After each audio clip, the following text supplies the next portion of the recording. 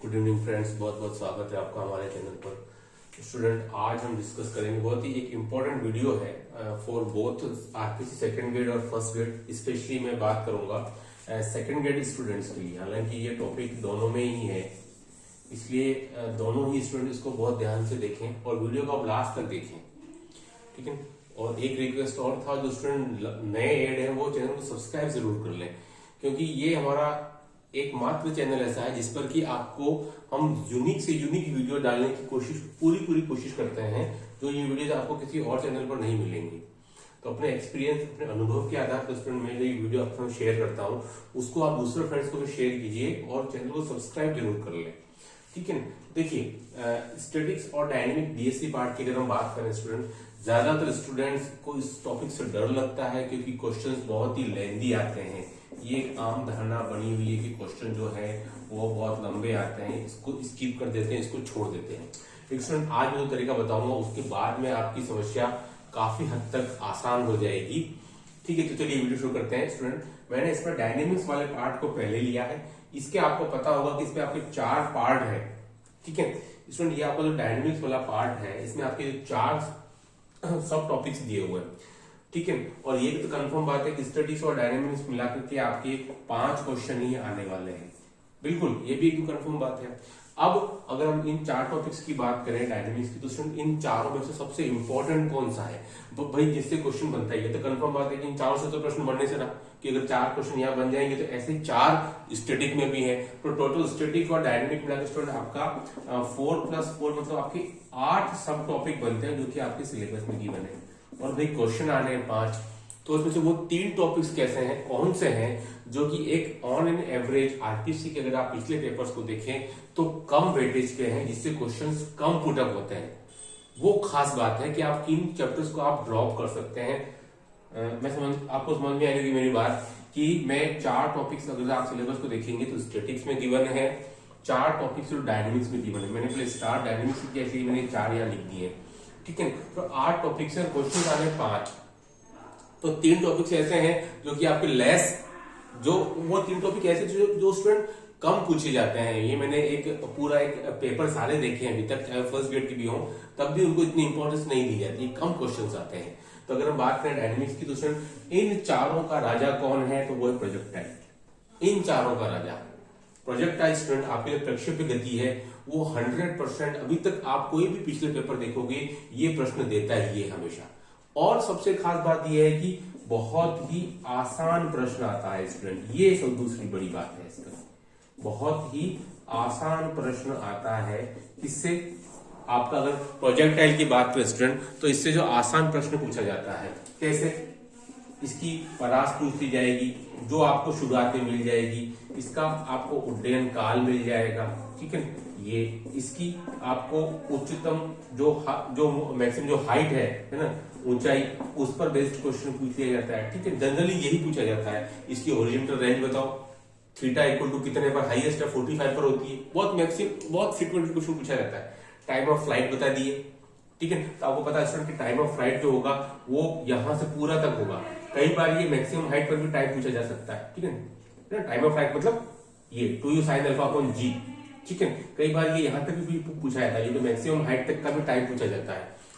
Height, horizontal range, परास, maximum height, ऊंचाई, है ना। तो ज्यादातर क्वेश्चन स्टूडेंट इन्हीं पर बेस्ड पूछे जाते हैं। ये जो मैंने आपको 3 या 4 जो आपको टॉपिक डिसाइड जो आपको बताया इसी पर, कोई बहुत ही अंदर के जो क्वेश्चन, जो लेंदी क्वेश्चंस हैं, वो कभी कभार फर्स्ट ग्रेड में जरूर पूछे गए हैं, लेकिन सेकंड ग्रेड की बात करें स्टूडेंट तो आपको जनरली ये एक क्वेश्चन दे ही देता है, फर्स्ट ग्रेड में भी दे देता है। इवन इस बार के कॉलेज लेक्चर में भी ये क्वेश्चन इसने दिया है और बहुत सरल सा पेपर क्वेश्चंस थे। तो मैं चाहूंगा कि आप पहले प्रोजेक्टाइल को अच्छे से समझ लें। उसकी जो शुरुआत के जो पेजेस हैं, आपको अंदर से कोई क्वेश्चन को इतने कभी नहीं आते हैं, जो आपके अनसोल्व क्वेश्चंस होते हैं वो बहुत कम पूछे गए हैं, जो आपके लेंदी से होते हैं। केवल आपको जो डेरिवेशन स्टूडेंट है ना, इंपॉर्टेंट जो डेरिवेशन है वो आपको एक बार थोड़ा समझ करके और याद कर लेते हैं, बस मैं तो ये कह रहा हूँ। तो आपको प्रोजेक्टाइल का क्वेश्चन आपको मिल जाएगा, ज्यादा मेहनत नहीं करनी पड़ेगी। इसके अलावा मैं जो बुकलेट तैयार कर रहा हूँ बहुत जल्दी ही तैयार हो जाएगी। काफी स्टूडेंट्स के मैसेज आते हैं, जल्दी स्टूडेंट आपके 11th 12th और बीएससी पार्ट का बुकलेट तैयार हो जाएगा। मैक्सिमम आप मान के चले 15 से 20 दिन, उसके बाद तैयार हो जाएगा। मैंने कोशिश की है कि सारे इंपॉर्टेंट क्वेश्चन उसमें मैं शामिल कर सकूं, है ना, तो वो आपको जल्दी मिल जाएगी। इसके बाद लॉ ऑफ मोशन, स्टूडेंट ये इतना इंपॉर्टेंट टॉपिक नहीं होता है, इस पर क्वेश्चन फ्रीक्वेंटली इतना नहीं आया है लॉ ऑफ मोशन के ऊपर, ठीक है। तो वैसे है भी सरल, इसको चाहो तो एक बार आप स्किप कर सकते हैं, अदरवाइज समय की कमी है तब उसकी बात कर रहा हूं मैं, पर जिसको अच्छे मार्क्स लेके आने हैं, समय भी काफी सारा है, तो 4 टॉपिक पढ़े, कोई दिक्कत की बात नहीं है। ये मेरा वीडियो उन स्टूडेंट के लिए जो एवरेज स्टूडेंट हैं, जो ये चाहते हैं, मैसेज करते हैं कि स्टूडेंट हम बीएससी में क्या चीज को छोड़ सकते हैं ताकि हम इलेवन पर ज्यादा फोकस कर सके, तो आप लॉ ऑफ मोशन को एक बार आप छोड़ सकते हो, समय अधिक है तो उसकी भी तैयारी हो सकती है। Now comes student senior simple linear motion. Student इसमें जो क्वेश्चन आता है वो आपके एसएचएम का आता है ना। सिंपल लीनियर मोशन स्टूडेंट जो क्वेश्चन जो है वो आपके सरल आवर्त गति वाला ही प्रश्न पूछा जाता है, उसके अलावा कभी कोई खास क्वेश्चन इससे देखा नहीं गया जो बहुत ही लेंथी क्वेश्चन हो, ऐसे क्वेश्चन नहीं आते हैं, बहुत ही कम आते हैं, ठीक है। तो सिंपल हार्मोनिक मोशन का जो स्टूडेंट क्वेश्चन जो आता है आपका एसएचएम का, वही क्वेश्चन घूम फिर के आता रहता है, इसमें कि आपको आयाम निकालना है और आपको आवर्तकाल निकालना है, ठीक है। ये दो क्वेश्चन इससे जनरली पूछे जाते हैं, आयाम और आवर्तकाल, है ना, इस पर बेस्ड कॉल और एक आवृत्ति ज्यादा से ज्यादा, है ना, ये क्वेश्चन पूछे जाते हैं सिंपल हार्मोनिक मोशन पर बेस्ड। जो लेंथी क्वेश्चंस हैं जो आपके अनसोल्व्ड हैं उनको आप चाहो तो छोड़ सकते हो, क्योंकि वो आप तैयार भी कर लोगे तो एग्जाम में आप उसको कर नहीं पाओगे, क्योंकि इतना न तो आपको रफ काम की जगह मिलता है, वो भी बहुत सीमित जगह होता है, तो आप क्वेश्चन आते हुए छोड़ना पड़ेगा।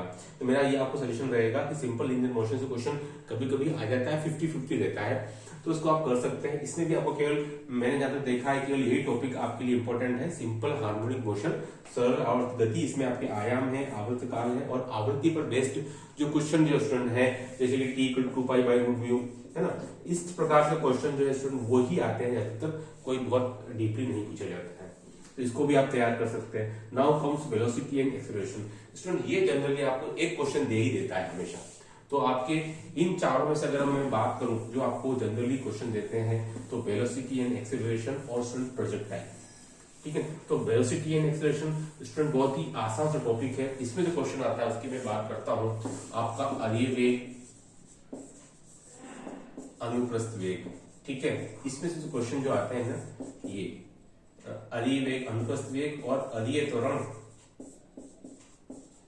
और अनुप्रस्थ त्वरण, ठीक है, बस ये इनको आप अच्छे से ध्यान में रख लें, और उसके जो क्वेश्चन जो होते हैं वो निकालने वाले और एक पथ का समीकरण, इसके आधार पर इसको आप तैयार कर लें। मतलब कि आपके नवकार प्रकाश में जो भी एग्जांपल्स गिवन है ना, जो वो सिंपल से और वो आ जाते हैं, कोई बहुत डीपली क्वेश्चन आपको ज्यादा टेंशन नहीं लेनी है। अरीय वेग, अनुप्रस्थ वेग, अरीय त्वरण और अनुप्रस्थ त्वरण, ये चारों बहुत ही इंपॉर्टेंट है, जो जनरली एग्जाम में पिछले पेपर के आधार पर देखा गया है, ये क्वेश्चन बन जाता है, और इस पर बेस्ड है इक्वेशन ऑफ पाथ, पथ का समीकरण, ये भी क्वेश्चन आता है।